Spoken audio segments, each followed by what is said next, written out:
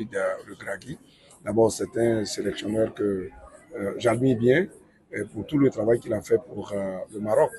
Je ne vous rappelle pas son parcours en Coupe du Monde et qui est unique à ce jour pour les formations pour le continent africain.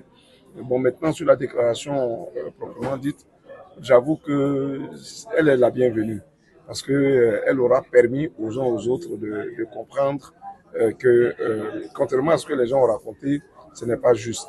J'ai vu un homme honnête, sincère dans ses propos. Et ce qui m'a marqué, c'est quand il a dit que lui-même lutte contre le racisme. Cela veut dire qu'il n'est pas pour le racisme. Et en retour, quand on le qualifie de raciste, vraiment ça fait mal. Et moi-même, j'ai eu vraiment de la peine pour lui. Il faut que les Africains, qu'ils soient du Nord, du Sud, de l'Est et de l'Ouest, en passant par le centre, se ressaisissent. Il faut qu'on évite les problèmes de racisme en sport. Si on rencontre le Maroc, il faut se dire qu'on joue contre un Africain. Si le Maroc a rencontré un Tanzanien, une équipe tanzanienne, ou l'équipe nationale de Tanzanie, il faut que les Marocains se disent qu'ils rencontrent des Africains, et ainsi de suite. Il ne faut pas qu'on soit dans les clivages de nord-sud, est-ouest, de centre, etc. Ça ne peut pas nous avancer. Et je peux vous le dire personnellement, et toute la Côte d'Ivoire a applaudi la performance du Maroc. Je reviens en Coupe du Monde, parce que c'est un pays africain qui l'a fait. Nous ne l'avons pas fait parce que c'est un pays du Nord. Non, mais nous l'avons fait parce que nous ne l'avons pas fait non plus parce que c'est un pays dit arabe. Non, mais nous l'avons fait parce que c'est un pays africain, tel quel. Nous mettons sur un pied d'égalité et je pense que Walid Regragui ne mérite pas tout ce qu'on a raconté sur lui.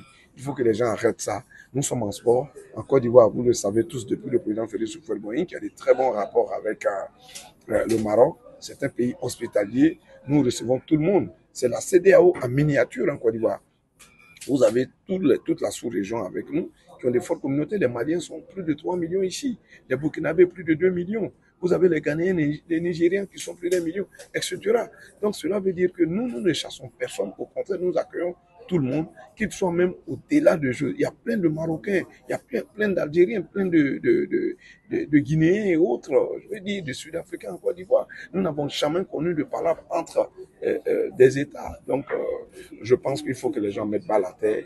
Il faut que nous comprenions que nous sommes un en Afrique et que nous allions de l'avant. Les palabres ne nous avanceront pas. Actuellement, il y a des échanges. Il faut voir des coopérations, comment des entraîneurs marocains peuvent venir entraîner en Côte d'Ivoire, en Guinée, au Soudan, etc., etc.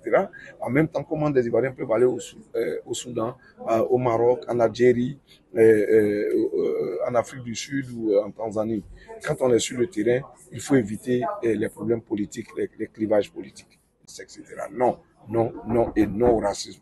Et je vous le dis, je vous le répète, Walid Regragui n'est pas raciste. Merci.